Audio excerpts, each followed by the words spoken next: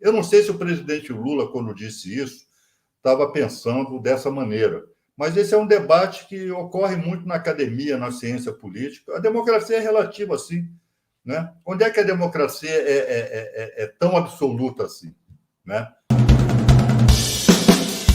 Olha, sexta-feira foi tão boa que a gente ainda está no clima sexta-feira. Bolsonaro caçado, aquele discurso do Alexandre de Moraes, que eu já assisti umas 3 vezes. O que você pensa sobre isso? Miguel, de fato, a justiça eleitoral, né, ela proporcionou ao povo brasileiro se ver livre da ameaça Bolsonaro, pessoa física, em eleições até 2030, né? Isso sem falar em outros processos, dezenas de processos que ainda estão desafiando julgamento lá no TSE, afora as ações penais, né, que correm contra Bolsonaro, investigações que estão em andamento, enfim, né? A vida não está nada boa para Bolsonaro. Agora, uma coisa é Bolsonaro, outra coisa é o bolsonarismo. Embora a gente sempre faça essa ressalva, eu particularmente acho que com Bolsonaro desmoralizado, né, eu repito, há outras ações aí que correm contra ele, e a perspectiva, né, é bastante desfavorável, porque efetivamente se trata de fatos praticados por Bolsonaro. E que boa parte deles, para não dizer a totalidade, são fatos ilícitos nas mais diversas esferas do direito, né, do ponto de vista do direito administrativo, eleitoral e penal, né?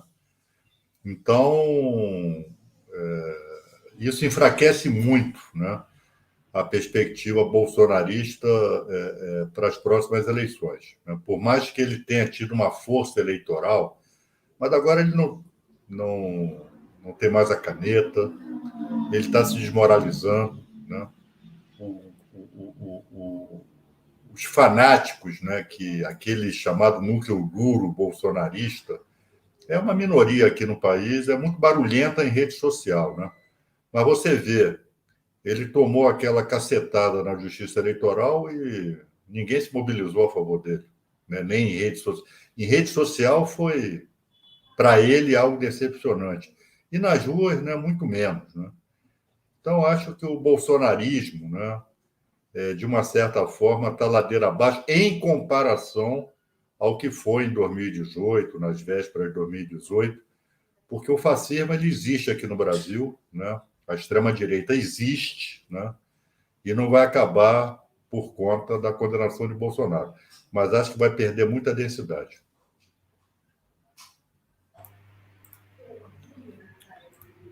Muito bem.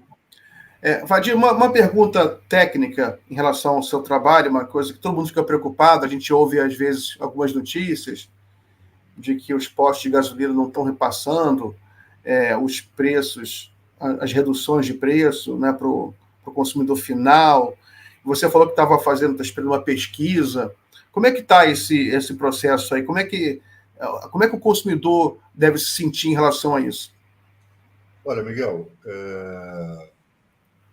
não adianta, eu não vou aqui ficar vendendo ilusão para ninguém, né? Primeiro, são 40 mil postos de gasolina em todo o Brasil, né?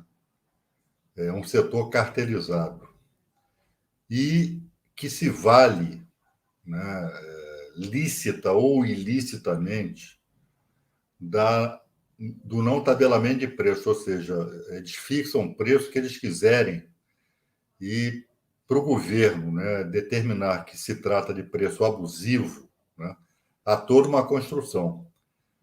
De fato, quando a Petrobras reduz o preço nas refinarias, do combustível, do gás de cozinha, né, do diesel, o que se espera é que essa redução chegue à casa das consumidoras e dos consumidores, chegue nos seus bolsos, né? E isso, de fato, não está acontecendo. E aí começam notícias, o sujeito passa por um... Eu depois cheguei na secretaria, o meu caminho para o trabalho de volta para casa, por ele eu passo por diversos postos. Eu ganhei essa obsessão, né? Eu fico vendo preço. comentando com a minha mulher, né? Olha só, isso aqui baixou, isso aqui aumentou. Como é que pode um estar 5,59, 5,35, o outro está 5,5? Isto é tido como, é caracterizado como liberdade de mercado, né? Ou seja, que obrigaria o consumidor a procurar o posto mais barato. Eu, há cerca de um mês, por acaso, passando por um posto, estava 4,49, né? Falei, pô, para aqui, vamos abastecer. O tanque já estava mais ou menos vazio.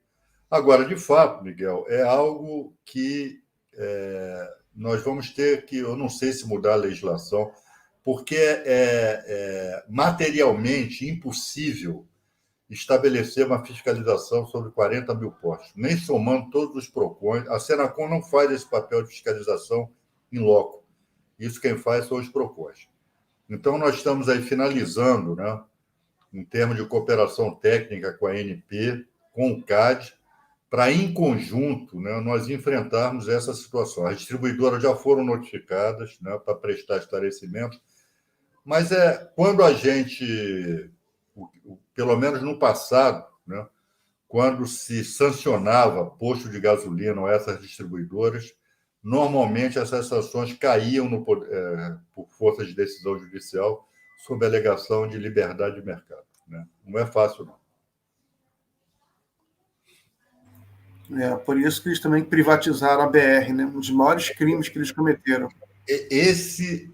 Essas privatizações, sobretudo da BR, né, são um fator fundamental nessa, digamos, não sei se é o termo correto, anarquia de preços, né? Porque a BR era um fator, uma espécie de âncora, né? Ela moderava ali, ainda que sob regime de liberdade de preço, mas ela moderava o mercado. E agora, né, nós não temos mais a BR. Eu defendo, inclusive, que o governo crie, não é reestatizar a BR, né? Crie, construa novas refinarias, né, que tenham aquele mesmo papel.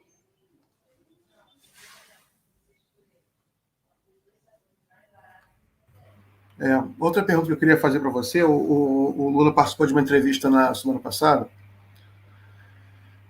no Rio Grande do Sul. Ele deu uma entrevista para uma rádio, gaúcha, em que tentaram uma pegadinha com ele, aquela velha pegadinha de Venezuela, né? Venezuela democracia. O Lula é um chefe de Estado, né? Não vai cair numa pegadinha tão fácil como essa de ficar falando mal de um país vizinho, enfim. Com quem o Brasil tem relações diplomáticas e comerciais importantes. Exatamente, deu uma resposta diplomática, que o Lula é um diplomata, né? Não, democracia é relativa, mas é relativo. Caiu de pau em cima dele, alguns cientistas políticos, não, Lula não é democrata. O Estadão, ele fez um historial, a teoria da relatividade de Lula, e aí o Estadão até fez um artigo agora há pouco, né, que ele deu uma definição que a democracia é o que é. Definição do Estadão é democracia. Eu achei genial isso aí.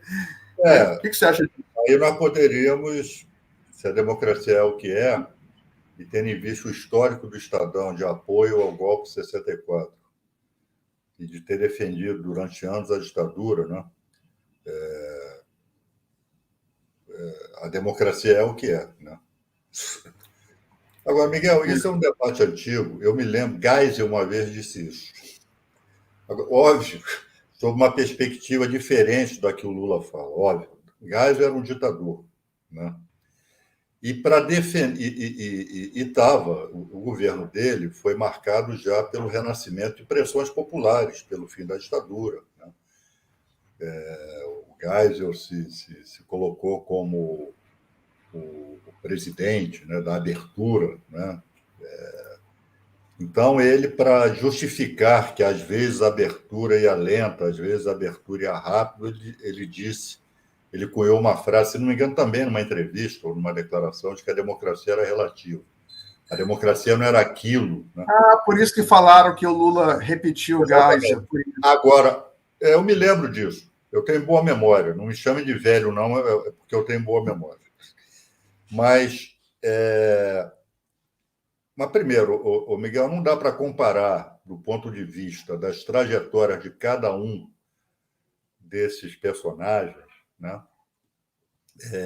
A biografia de cada um, não dá para comparar Lula com Geisel.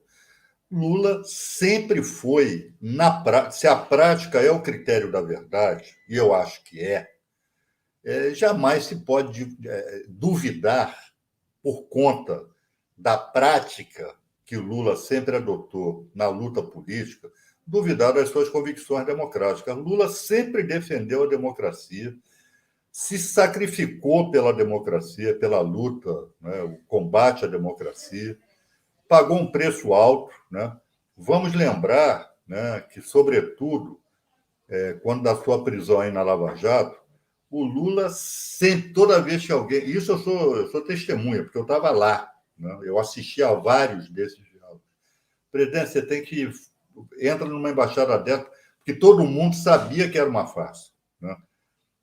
Quem mais sabe que um determinado processo judicial é uma farsa é o inocente, quando está sendo acusado falsamente. Então, o presidente Lula sabia, como todos nós sabíamos, que aquele processo da Lava Jato era uma farsa. Ele jamais cogitou de entrar numa embaixada, pedir asilo político. Não, eu vou provar minha inocência ainda que preso. E assim foi. Então, ninguém pode cobrar de Lula, ninguém, né? Pode retificar a sua trajetória democrática. Ninguém. Agora, entrando no tema do relativismo da democracia, a democracia é relativa mesmo. Pô. Claro que é. Né? Primeiro que muitos por má fé, malevolamente, ou por ignorância, confundem democracia com liberalismo. O liberalismo, né, no mundo ocidental, quis se apropriar do conceito de democracia. Ora, o Brasil tem direitos políticos formais, liberdades democráticas formais da maior amplitude? Tem. Né? A Constituição de 88 estabeleceu isso. Agora, muita gente não usufrui dessas franquias democráticas, né? Dessas liberdades democráticas, porque não tem dinheiro, porque não tem poder econômico, porque não tem poder político. Nesse sentido, a democracia é relativa, sim. Eu não sei se o presidente Lula, quando disse isso, estava pensando dessa maneira, mas esse é um debate que ocorre muito na academia, na ciência política. A democracia é relativa, sim. Né? Onde é que a democracia é tão absoluta assim? Né? E cada país, com a sua história política, com a sua cultura política, constrói a sua democracia. Agora, o risco de expressões como essas, a democracia é um valor universal. A democracia, como poder do povo, deve ser reconhecida como um valor universal. Mas quando nós trazemos isso para a vida, para a prática, para a cultura política, para a história de cada país, nós vamos ver que isso se relativiza. Alguns países, do ponto de vista da democracia concreta, né, são mais democráticos do que hoje. Tem uma participação popular maior do que o outro país. Né? Aqui no Brasil, nós temos a nossa democracia, ela é de baixa densidade, ela é de pouca participação popular. Né? Nesse sentido, ela é relativizada em confronto, né, com as liberdades democráticas formais, com os direitos políticos formais. Muito bem, Vadir. Lembrando que essa confusão ela começa com uma acepção, quer dizer, uma confusão, como se relativo fosse uma coisa ruim. Né? O fato da democracia ser relativa e não absoluta, né, porque o contrário de relativo é absoluto.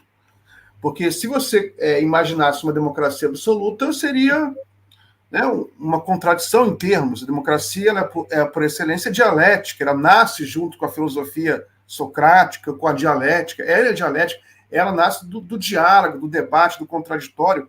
É claro que Lula está correto em relação a isso. Claro. Inclusive, o debate acaba não virando isso, né? Porque acaba virando um debate, quem vai criticar o Lula? Porque o Lula é uma grande liderança popular e você tem uma certa ansiedade de setores da sociedade para encontrar uma maneira de criticar o Lula, só que o pessoal não consegue encontrar uma crítica certa e critica uma bobeira dessa, que ele falou que a democracia é relativa. É tolice, ou movida por ignorância ou por má fé, ou as duas coisas. É bobagem. Tá? Né? Ele não disse... E repito, Miguel, Lula tem credenciais democráticas que mais ninguém tem. Sim, a democracia é uma prática, como você falou. E a ciência política só é chamada de ciência por uma convenção acadêmica, porque não é, obviamente, uma ciência do ponto de vista natural. Né? Exatamente. Não é nada matemático, não existe nenhuma inscrição em pedra sagrada onde tem os princípios democráticos que a gente vai ler ali. Não, a democracia é uma prática, é uma cultura, né, que a gente está buscando, e tem várias formas de democracia. E que a luta cotidiana, a nossa luta, a luta de quem, enfim, quer fazer política, é ampliar a democracia. Né? É ampliar. Agora, ampliar não só no papel, né? Isso aqui. Exato. É ampliar materialmente, porque, tá bom, eu tenho toda a liberdade para fundar um partido político. Pô, mas cadê a minha grana para fundar um partido político? Eu tenho toda a liberdade para me candidatar, desde que eu obedeça aos requisitos legais. Cadê o dinheiro para fazer campanha eleitoral? Né? Então, isso é para poucos. Né? Nesse sentido, a democracia é relativa.